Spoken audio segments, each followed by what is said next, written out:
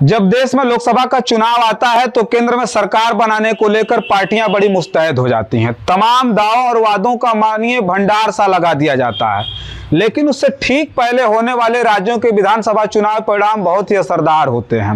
नमस्कार, मेरा नाम रजनीश है और आप जन आदर्श भारत देख रहे हैं।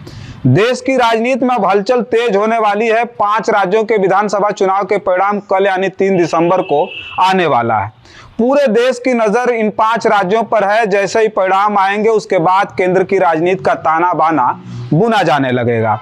3 राज्यों मध्य प्रदेश, राजस्थान और छत्तीसगढ़ में बीजेपी और कांग्रेस की सीधी टक्कर दिखाई दे रही है, जहां दोनों पार्टियों की ओर से भारी भरकम वादे किए जा चुके हैं। मध्य प्रदेश, राजस्थान, छत्तीसगढ़, तेलंगाना और मिजोरम में बीते दिनों वोटिंग हुई।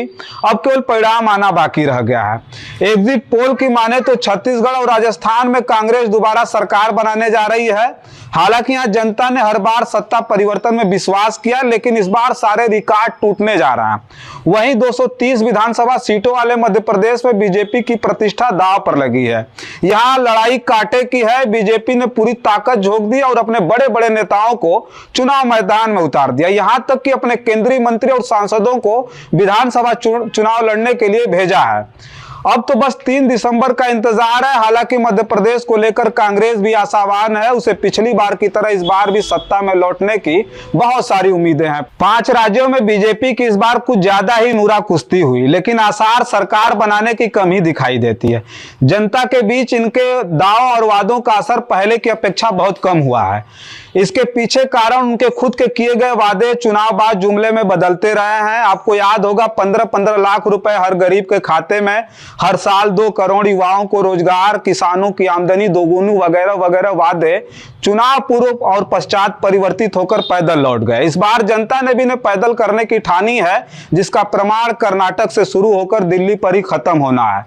इनके अच्छे दिनों के आसार में महंगाई से जूझ रहा आम इंसान मुफ्त के 5 किलो राशन पर जीवित है। इनके अच्छे दिनों की ताक में बेरोजगारी की मार झेल रहा पढ़ा लिखा युवा रेहड़ी पटरी पर पकौड़े तलने के लिए मजबूर है।